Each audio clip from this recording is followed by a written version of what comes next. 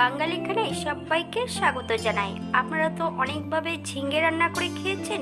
একবার আমার মতন করে সহজ পদ্ধতিতে আপনিও শিখে নিতে পারবেন ছোট ছোট টিপস সহ। তবে আজকে কিন্তু এখানে মাত্র একটা মশলাতেই ঝিঙে রান্না করব। এতটাই সুস্বাদু হবে খেতে, আপনি একবার রান্না করলে বারবার রান্না করবেন। তবে আমি আজকে এখানে কিভাবে পুরোনো দিনের পদ্ধতিতে ঝিঙে রান্না করলাম, চলুন সেটা একবার দেখে নেওয়া যাক ভিডিওর মাধ্যমে। এখানে আমি 500 গ্রাম ঝিঙে নিয়ে নিয়েছি। ঝিঙেগুলোকে বেশ পরিষ্কার করে কেটে নিতে হবে। আমি এখানে ঝিঙেগুলোকে বেশ একটু বড় বড় করে কেটে নিয়েছি। আপনারা আপনাদের পছন্দ মতন ঝিঙেগুলো কেটে নিতে পারেন। অপর দিক থেকে একটা মশলা তৈরি করে নেব। 4টে কাঁচা লঙ্কার 1 চামচ জিরে বেশ মিহি করে বেটে নিতে হবে।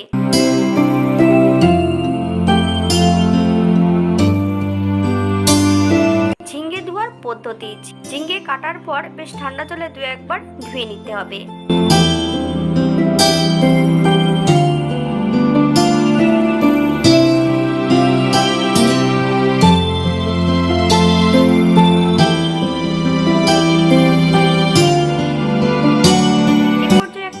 বেশ কিছুটা সরষের তেল অ্যাড করব।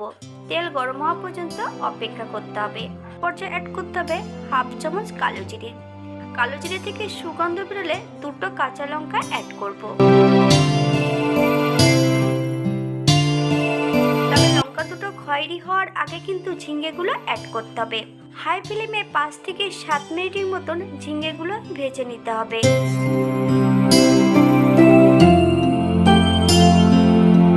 এই পর্যায়ে ঝিঙেতে নুন হলুদ অ্যাড করব না। বেশ ভালো করে প্রথমে ঝিঙেগুলো ভেজে নিতে হবে। ঝিঙেতে যদি প্রথমে নুন অ্যাড করা হয় তাহলে ঝিঙে থেকে নিজস্ব জলটা বেরিয়ে গেলে ঝিঙেটা আর ভাজা হবে না, সেদ্ধ হয়ে যাবে। ঝিঙে অ্যাড করার সঙ্গে সঙ্গে যদি আমি হলুদ অ্যাড করে দিই তাহলে ঝিঙেগুলো ভালো সেদ্ধ হবে না।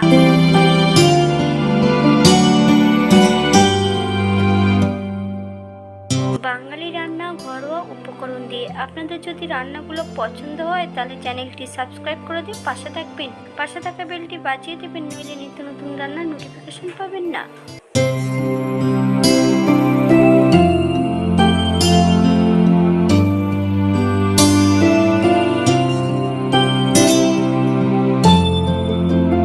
ঝিঙে ভাজার এই পর্যায়ে সম্পূর্ণ বাটা মশলাটা অ্যাড করতে হবে।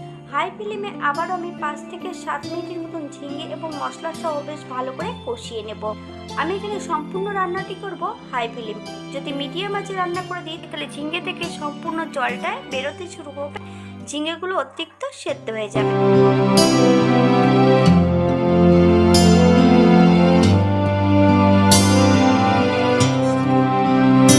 এই পর্যায়ে মশলা ধোয়া বাটি থেকে সামান্য একটু জল অ্যাড করব। মশলা থেকে যতক্ষণ তেল না ছাড়ছে মশলা ও সবজি সহ বেশ ভালো করে কষিয়ে নিতে হবে।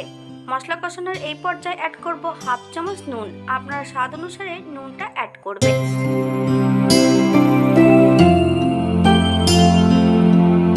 নুন দেওয়ার ফলে অনেকটা জল বেরিয়ে গেছে ঝিঙে থেকে। বেশ ভালো করে নেড়ে চেড়ে জলটা শুকিয়ে নিতে হবে। এই পর্যায়ে অ্যাড করব 1 বাটি ঈষৎ উষ্ণ গরম জল। আপনাদের যতটা গ্রেভির প্রয়োজন আপনারা ততটা জল অ্যাড করতে পারেন। 5 থেকে 7 মিনিটের জন্য ঢাকা দিয়ে রেখে দেব হাই ফ্লেমে।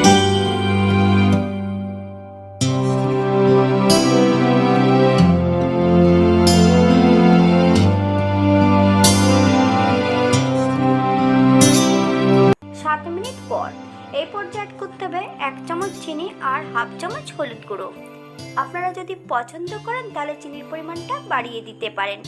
5 থেকে 7 মিনিট বেশ ভালো করে হাই ফ্লেমে ফুটিয়ে নিতে হবে।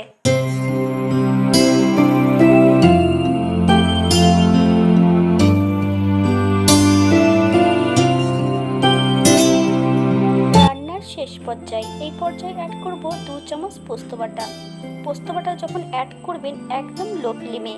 আমি 5 থেকে 7 মিনিটের মতন একদম লো ফ্লেমে রান্না করে নেব। পোস্ত বাটা অ্যাড করার সঙ্গে সঙ্গে যদি হাই ফ্লেমে রান্না করা হয় তাহলে পোস্ত নিজস্ব স্বাদটা থাকবে না। 5 মিনিট পর এই পর্যায়ে অ্যাড করব 1 চামচ কাঁচা সরষের তেল। আপনারা যদি পছন্দ করেন তাহলে পরিমাণে বাড়িয়ে দিতে পারেন। 5 মিনিটের জন্য স্ট্যান্ডিং টাইম দেব, তারপর সার্ভ করব।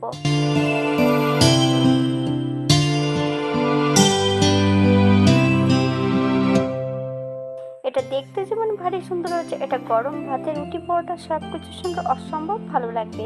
আপনারা বাড়িতে একবার একই পদ্ধতিতে বানিয়ে নিতে পারেন। আজকের রান্নাটি করেছি আমি সম্পূর্ণ নিরামিষ। আপনারা যে কোনো নিরামিষের দিন এই রান্নাটা অবশ্যই করতে পারেন।